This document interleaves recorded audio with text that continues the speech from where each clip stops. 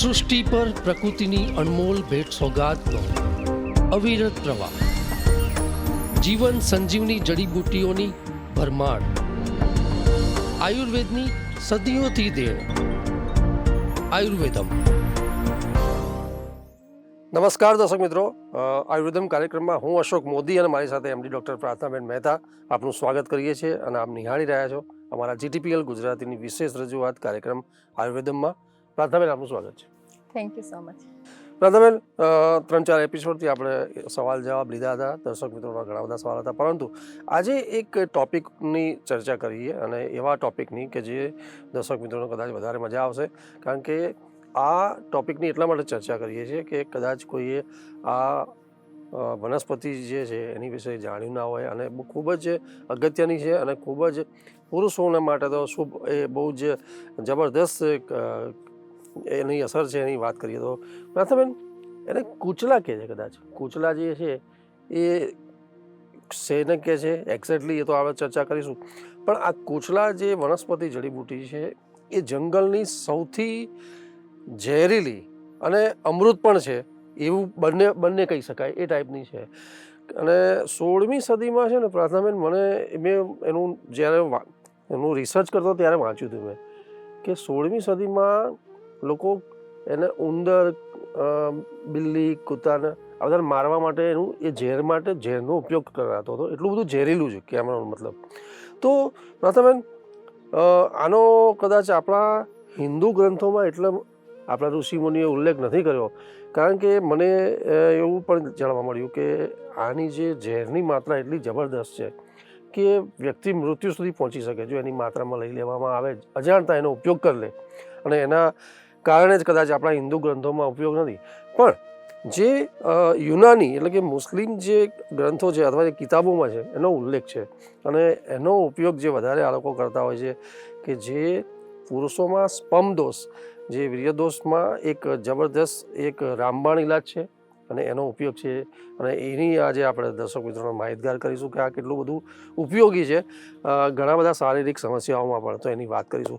પણ પ્રાર્થનાબેન, એનો પરિચય હું ખાસ એટલે માગીશ કે જે કૂચલા છે ને એ એક્ઝેક્ટલી કોણે કહે છે કે એમાં એ વનસ્પતિમાં પાંદડા છે, એના ફળ બી છે, તો એક્ઝેક્ટલી જે કૂચલા છે એ કોણે કહે છે એક્ઝેક્ટ? નમસ્કાર દર્શક મિત્રો. અશોકભાઈ બહુ સરસ વાત કરી કે કૂચલા, એને ગુજરાતીમાં ઝેર કોચલા એવું કહે છે. અને પ્રાચીન આયુર્વેદિક ગ્રંથો છે કે ચરક સંહિતામાં, અષ્ટાંગ હૃદય, સુશ્રુત સંહિતા, આ પ્રાચીન આયુર્વેદિક ગ્રંથોમાં એનું વર્ણન નથી, પણ આર્યભિષકમાં એનું વર્ણન છે. આર્યવૈદકમાં કૂચલા, ઝેર કોચલા, એને કારસ્કર એવું પણ કહ્યું છે. આર્યભિષકમાં એને કારસ્કર, ભાવપ્રકાશમાં પણ એનું વર્ણન છે. અને હોમિયોપેથિકમાં બહુ જ વપરાતું હોય છે, યુનાનીમાં વાપરતા હોય છે, અને એલોપેથીમાં પણ વપરાય છે, જેને નક્ષવોમિકા એવું કહેવામાં આવે છે. નક્ષવોમિકા, ઝેર કોચલું યથા નામ તથા ગુણાહા, એનું શુદ્ધિકરણ કર્યા સિવાય જો ઝેર કોચલાનો ઉપયોગ કરવામાં આવે તો એ મારક બને છે. એટલે એનું શુદ્ધિકરણ કરવું ખૂબ જ જરૂરી છે. એટલે દર્શક મિત્રો, આજની જે વનસ્પતિ છે એ મોટું ઝાડ થાય છે એનું, જેને કારસ્કર કે છે, વિષતિંદુક એવું નામ પણ એને આપવામાં આવે છે. કુપીલું અને કૂચલા આવા એના નામ છે. અને આયુર્વેદના ગ્રંથોમાં, આર્યભિષકમાં, શાલિગ્રામ નિઘંટુમાં એનું વર્ણન કર્યું છે કે એનું 40 થી 50 ફૂટ ઊંચું ઝાડ થાય છે, અને બદ્રી ફળ એટલે કે બોરા જેવું નારંગી કલરનું એનું ફળ થાય છે, અને ફળમાં 2 થી 5 ચપટા બીજ હોય છે, રાખોડી કલરના ચપટા બીજ હોય છે, જેને કૂચલા એવું કહેવામાં આવે છે. અને આયુર્વેદમાં બધા વૈદ્યો વાપરતા હોય છે, પણ હા, વૈદ્યકીય નિરીક્ષણ નીચે શુદ્ધિકરણ કર્યા પછી લેવાયેલું ઝેર કોચલું એ અમૃત સમાન છે.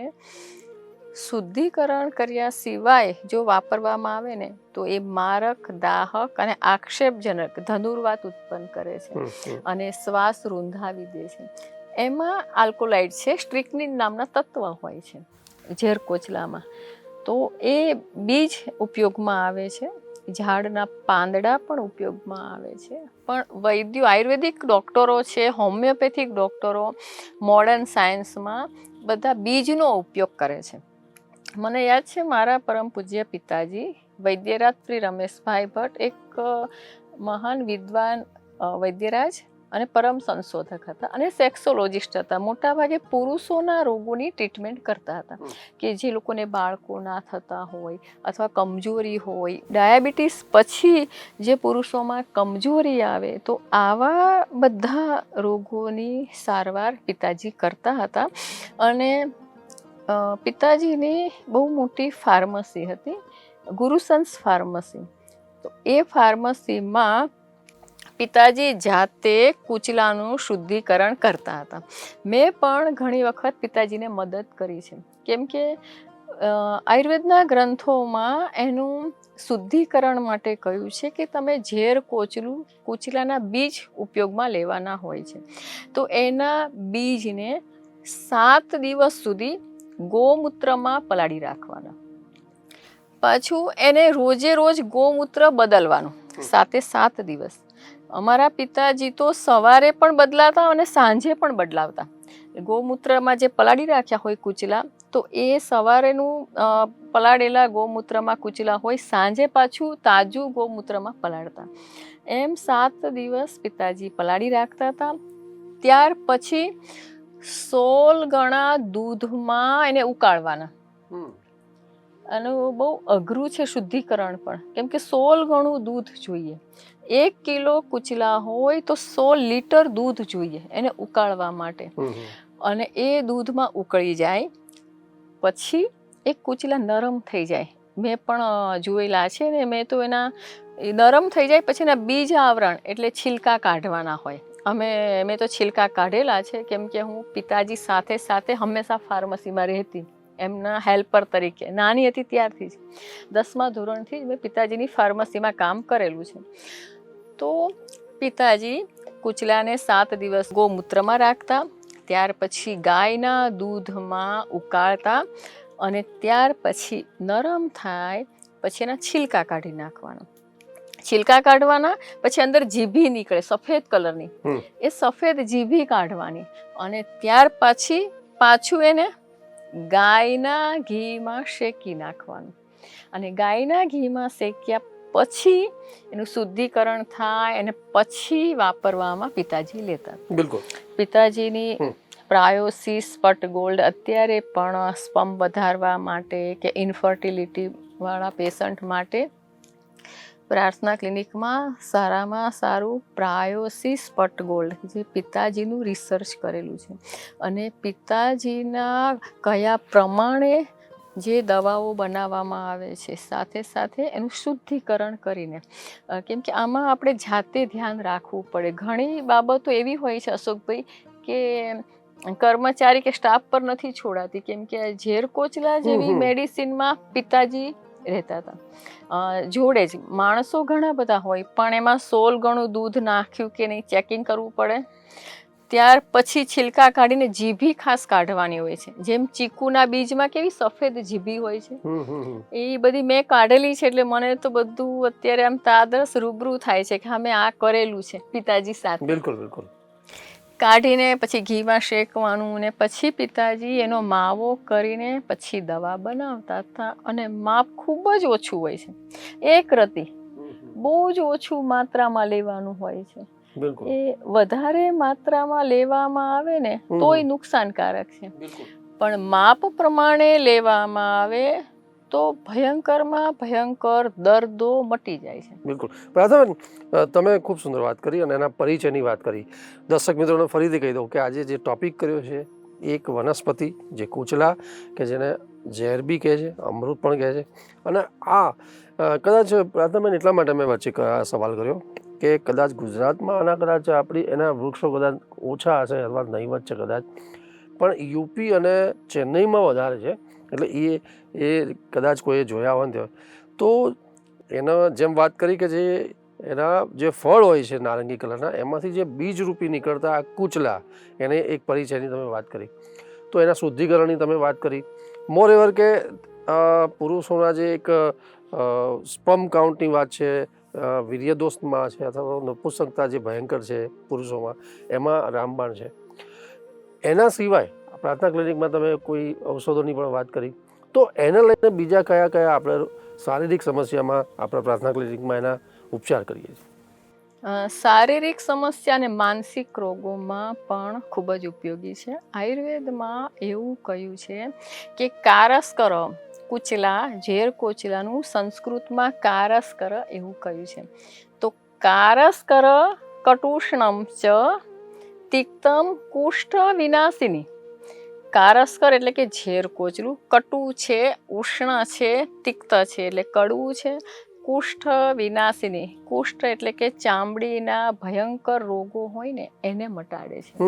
એક કુષ્ઠ 2 અક્ષરનો શબ્દ છે, એમાં 18 જાતના મહારોગ આવી જાય છે ચામડીના, કે ખસ, ખરજુ, ગળ, ગુમડ, સોરિયાસિસ, જેટલા ચામડીના રોગો છે એમાં યુક્તિપૂર્વક વાપરવામાં આવે ને તો ઝેર કોચલું, કુચલા, કુપીલું એવું પણ કહ્યું છે, ખૂબ જ ફાયદાકારક છે. ભાવપ્રકાશમાં તો ત્યાં સુધી કહ્યું છે કે કુપીલું, ભાવપ્રકાશમાં કુપીલું એવું નામ આપ્યું છે એનું. પરમ વ્યથાહરમ ગ્રાહી. પરમ વ્યથાહરમ એટલે જો એક્સપર્ટ વૈદ્ય એનો ઉપયોગ કરે શુદ્ધિકરણ કરીને તો બધી વ્યથાઓ, શારીરિક અને માનસિક વ્યથાને દૂર કરે છે. કેમ કે એ વાયુ પિત્તને દૂર તો કરે જ છે, પણ વ્યથાકારક રોગો, આમવાત, પક્ષાઘાત, સંધિવાત, જેને લકવો થઈ ગયો હોય, ઘણાને અર્ધાંગવાત થયો હોય, તો આવા બધા વાયુના જેટલા રોગો છે ને એ વ્યથાદાયક હોય. વ્યથા એટલે વેદનાકારક, એટલે વેદનાને દૂર કરે ને એટલે ભાવપ્રકાશે બહુ સરસ શબ્દ વાપર્યો છે ભાવપ્રકાશ નિઘંટુમાં કે પરમ વ્યથાકરમ એટલે કે બધી વ્યથાને દૂર કરનાર છે. ગ્રાહી છે. ગ્રાહી છે એટલે કે આંતરડામાં પણ એ સોજો હોય અને ફેફસાના સોજાને પણ મટાડે છે. દોષ કર્મની રીતે જોઈએ તો આયુર્વેદના ગ્રંથમાં એવું કહ્યું છે કે વિષપિંદુક મહાતિક્તમ કફ વાત વિષાપહમ. સોઢલ નિઘંટુએ એવું કહ્યું છે કફના રોગોના અને વાયુના રોગોને દૂર કરે છે. ચરક સુશ્રુત અષ્ટાંગ હૃદયમાં વર્ણન નથી, પણ રાજ નિઘંટુમાં એનું વર્ણન છે, સોઢલ નિઘંટુમાં છે, અને ભાવપ્રકાશ અને આર્યભિષક આ બધામાં ભરપૂર એના ગુણગાન ગાયા છે. એક્સપર્ટ વૈદ્યના હાથમાં આ જડીબુટ્ટી આવી જાય તો શારીરિક વ્યથા હોય, માનસિક વ્યથા હોય, એ બધી વ્યથાને દૂર કરે છે. દોષ કર્મની રીતે આયુર્વેદિક દ્રષ્ટિકોણથી જોઈએ તો વાયુ અને કફના રોગોને એ દૂર કરે છે. બાહ્ય ઉપચાર તરીકે એનું એક ગુણધર્મ શોથઘ્ન છે, જંતુઘ્ન છે. પુતિહર એટલે પરુ, પસ, ઇન્ફેક્શન હોય એને દૂર કરે છે. કંડુઘ્ન ખંજવાળ આવતી હોય આખા શરીરમાં, કુષ્ઠ વિનાશિની એવું કહ્યું છે ને, કંડુઘ્ન એટલે ખંજવાળને પણ દૂર કરે છે. પુતિહર શબ્દ એક જ શબ્દમાં એક જે ઋષિ મુનિએ કહ્યું છે ને એનું વર્ણન કરું તો અશોકભાઈ મેં પ્રેક્ટિકલી જોયેલું છે. મારા પિતાજીની સાથે હું પ્રેક્ટિસ કરતી હતી તો એક ડાયાબિટીસનું પેશન્ટ આવેલું અને ગેંગ્રીન થઈ ગયેલું અને અંદર જીવાત કીડા પડી ગયેલા. મેં હમણાં 5 વર્ષ પહેલાં પણ એક પેશન્ટ અહીંયા મારા ક્લિનિકમાં મેં જોયેલું, નાના એળા પડી ગયેલા. ડાયાબિટીસવાળાને પાક પરું થઈ જાય પછી ઘણી વખત એ લોકો પાટો બાંધી રાખ્યો હશે, ખબર ના પડી, તો એટલા બધા ઝીણા જીવાત પડી જાય. તો પિતાજીએ પેશન્ટને ટ્રીટ કર્યું હતું. ભાઈ હતા 65 વર્ષના અને એમને ડાયાબિટીસના કારણે પગમાં સડો થઈ ગયો હતો અને અંદર જીવાત પડી ગઈ હતી. તો પિતાજીએ આ પેશન્ટ ટ્રીટ કર્યું હતું તો પિતાજીએ એમાં ઝેર કોચલાને ગૌમૂત્રમાં વાટીને શુદ્ધ કરેલું જ લીધું હતું, શુદ્ધ કરેલું ઝેર કોચલું ગૌમૂત્રમાં વાટીને પછી એને લગાવતા હતા. તો એ ખરેખર એ પુતિહર કહ્યું છે એટલે કે પરુ દૂર થઈ ગયું. ડાયાબિટીસવાળાને બહુ જ પરુ હતું, મેં પેશન્ટ પણ જોયેલું, એટલે ઇન્ફેક્શન, પરુ દૂર થઈ ગયેલું. એના કીડા, એનું એક ગુણધર્મ કૃમિઘ્ન કહ્યું છે, કીડાઓ પણ મટી ગયાના. જતા રહ્યા અને પગમાં રૂઝ આવી ગઈ. ઇન્ટરનલ દવાઓ તો પિતાજી આપી અને બધી, પણ સાથે સાથે ડ્રેસિંગ પણ કરતા હતા અને પેશન્ટ મેં મારી નજરે જોયેલા ભાઈને તો એકદમ સરસ થઈ ગયું. એટલે આપણા ઋષિ મુનિઓ જે ગુણધર્મ કયા છે કે પુતિહર, એટલે એનું એક ગુણધર્મ પુતિહર એટલે કે પસને દૂર કરે છે, ઇન્ફેક્શન દૂર કરે છે, સોજાને દૂર કરે છે. તો આ રીતે બાહ્ય કર્મ તરીકે એનો ઉપયોગ થાય છે. જે લોકોને ગાંઠ થઈ હોય, ગ્રંથિ ગંડમાલા હોય, તો એમાં શુદ્ધિકરણ કરેલું ઝેર કોચલાને મરી સાથે લગાવવામાં આવે ને તો ફાયદો થાય છે. અને આ જે બધા ઉપાયો છે એ આયુર્વેદ નિઘંટુમાં જે બીજા બધા આયુર્વેદના ગ્રંથો છે એમાં એ આપેલા છે. યુરિનરી ઇન્ફેક્શનમાં પણ ખૂબ જ ઉપયોગી છે. શય્યામૂત્ર એટલે કે નાના બાળકો પથારીમાં પેશાબ કરી જતા હોય એમાં પણ બહુ જ ઓછા ડોઝમાં આપવામાં આવે છે. ઘણી બધી દવાઓનું કોમ્બિનેશન કરીને વપરાય છે. ઝેર કોચલું, કુચલા, કારસ્કર ક્યારેય એકલું વપરાતું નથી. ઓછી માત્રામાં પિતાજી તો અડધી રતી જ વાપરતા હતા. આયુર્વેદમાં એક રતી કહ્યું છે, પણ પરમ પૂજ્ય પિતાજી હંમેશા પેશન્ટને ઓછા ડોઝથી જ આપતા હતા. અને એમાં પણ કેમ કે શુદ્ધિકરણ કરેલા હોય, વિશુદ્ધ જડીબુટી હોય, તો અડધી રતી જ વાપરતા હતા. અને એમાં પેશન્ટને 15 દિવસ આપતા હતા અને સરસ થઈ જતું હતું.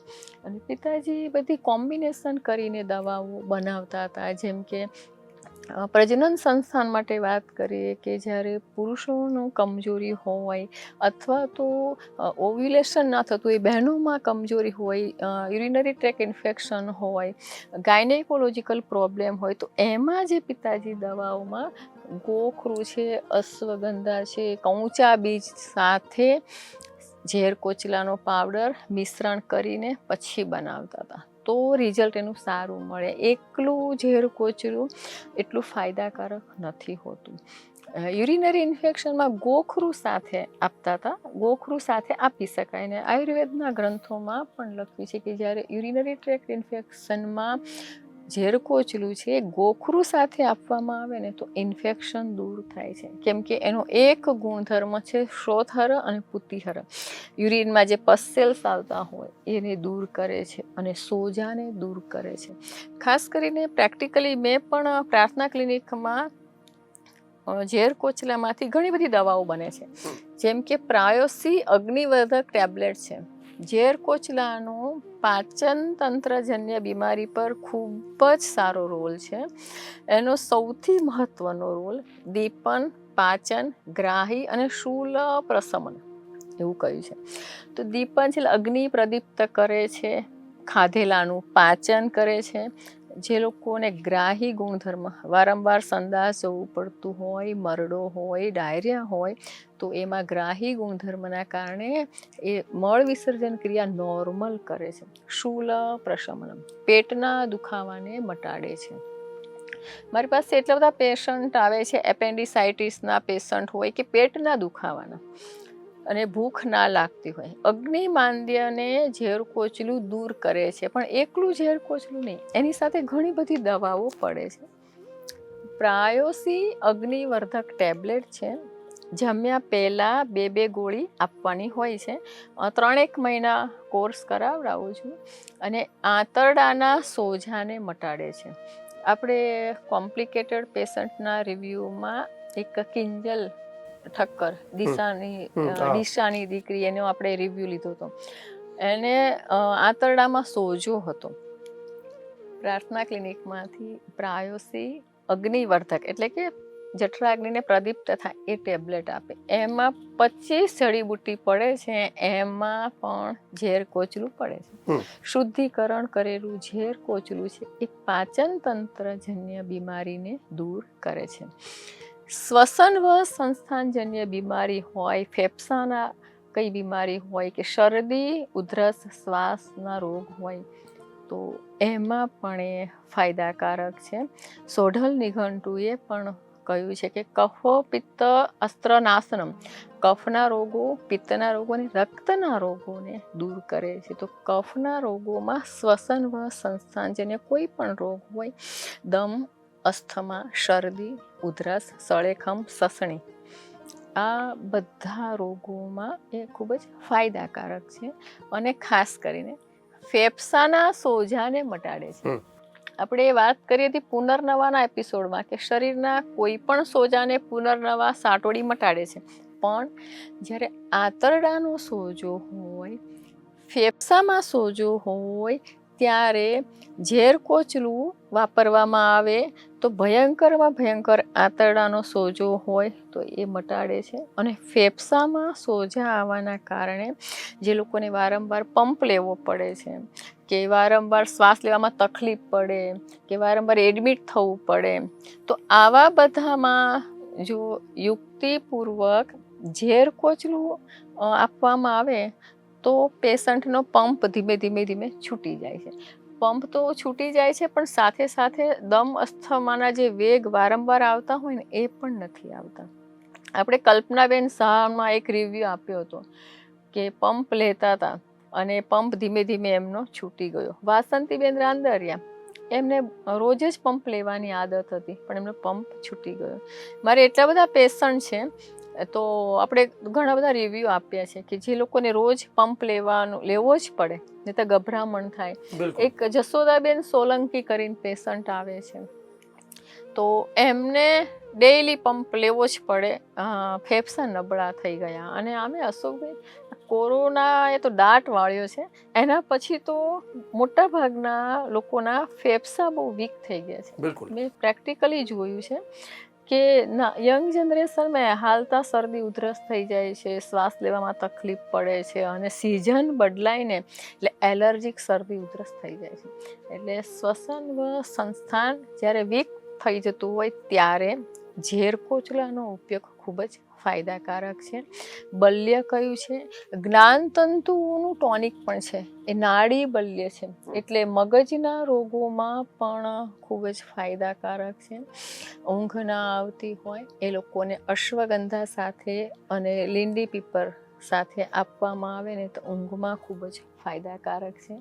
ભૂખ ના લાગતી હોય, વજન ના વધતું હોય, આવા બધા રોગો હોય, એમ જોવા જઈએ ને તો બધા રોગોને મટાડે છે. પણ ક્યારે એક્સપર્ટ વૈદ્ય ડાયગ્નોસિસ કરીને શુદ્ધિકરણ કરેલું કૂચલું એ સંમિશ્રણ કરીને જડીબુટ્ટી સાથે આપવામાં આવે ને તો ભયંકરમાં ભયંકર રોગો પણ સરળતાથી, સહજતાથી મટી જાય છે.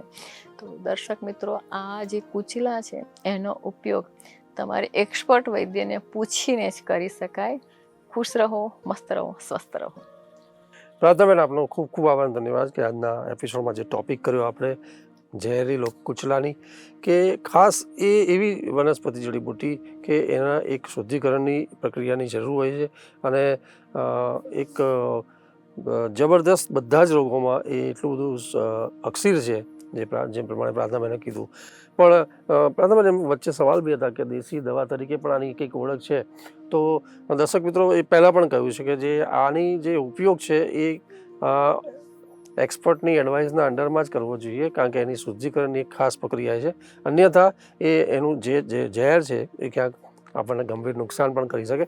માટે એને ઘરગથ્થુ ઉપચાર માટે હું એડવાઇસ નહીં કરું, કે પ્રાર્થનાબેન બી કદાચ નહીં કરે, કારણ કે એમાં એક્સપર્ટની એડવાઇસની જરૂર છે. પ્રાર્થનાબેન, સમયની મર્યાદા છે અને ઘણા સવાલ પણ હતા, પણ દર્શક મિત્રો, આના લગતા જો આપના કોઈ સવાલ થતા હોય તો જે સ્ક્રીન ઉપર જે નંબર છે એની પર આપ ફોન કોલ્સ કરી અને સમાધાન મેળવી શકો છો. અત્યારે રજા આપશો. નમસ્કાર. નમસ્કાર.